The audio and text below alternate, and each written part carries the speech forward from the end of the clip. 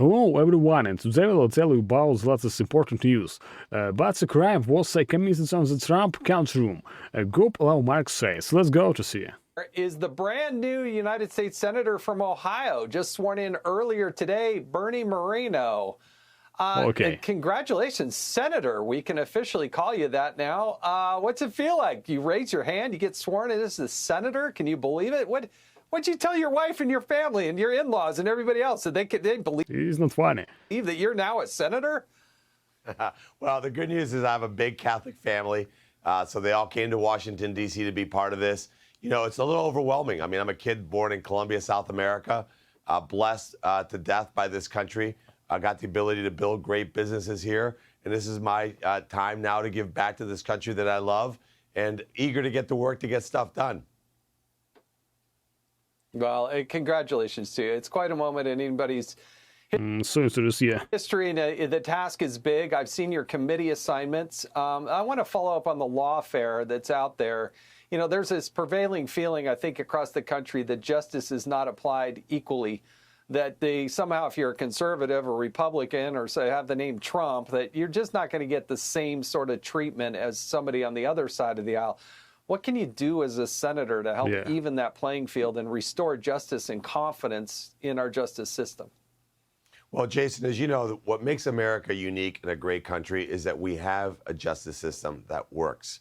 When we see what's happened over the last 4 years with the lawfare, the weaponization of the justice system, the attacks of political opponents, President Trump, of course, namely number one, the crime that was committed was a crime in that courtroom. Judge Marchand is a total, absolute disgrace to the American legal system. What we have to do in the Senate right now is get every single one of President Trump's nominees confirmed. We got to get Pam Bondi in there, Kash Patel in there. We got to make certain that they are allowed to do the job to restore the confidence of the American people in our legal system, because without that confidence, It's so good. we can't go forward as a country in a meaningful way, the way we've been able to be so successful in the shining light of liberty to the rest of the world. People in Colombia look to places like America as the example. But when you see ridiculous, idiotic judges like Marchand, it's a disgrace to this country. It's an embarrassment to this country. And we got to get these guys out of office. One of the committees that you're assigned to is the Homeland Security Committee, and we had some, dramatic happenings, both in New Orleans and then in Las Vegas. We've also had Secretary Mayorkas for a long period of time, I think, deceiving the American people by claiming that they had operational control of the budget or the border, and that they had control of it. And I don't think any of that is true. So what are the early plans for Homeland Security to try to clean up a department and agency that includes FEMA, it includes the Secret Service, it includes the TSA, it includes so many different departments and agencies, including all the different things, the different avenues of border. So what can you do from Homeland Security standpoint?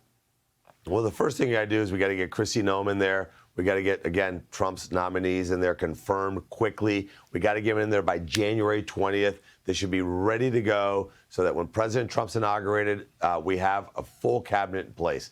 That's the It's okay, yeah. job of the United States Senate for the next 2 weeks.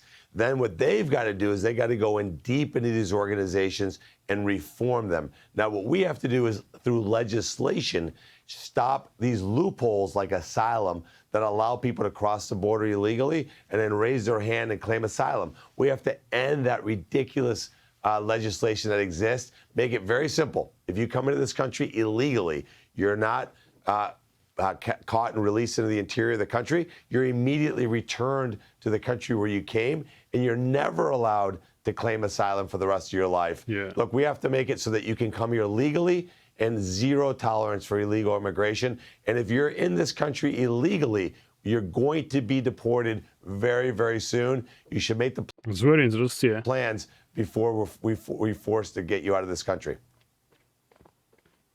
Yeah, I think President Trump has a great opportunity to reset the standard for credible fear and enforce the law. If you don't come in through a port of entry, guess what? We're going to detain you and deport you. That is the current law. And last question here, Senator. You're just elected from the great state of Ohio.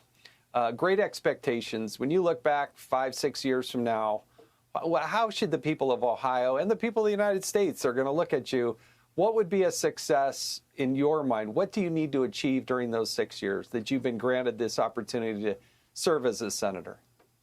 Well, I think we have to complete the promises that we made in a campaign trail. We have to have a secure border, a zero tolerance for illegal immigration, only one path into America, a legal way. We got to lower the cost of everyday living. We have to reindustrialize this country, especially in the automobile industry, where we've gutted our middle class, gutted our auto factories, shipped them to Canada and Mexico, reverse course, shrink the size and scale of the federal government, get our budget under control, make certain we have peace and stability around the world. And Jason, we do too much here in D.C. Get stuff out of Washington, D.C., back to the states. If we can do that over the next 6 years, I think the Republican Party can be the party for generations to come.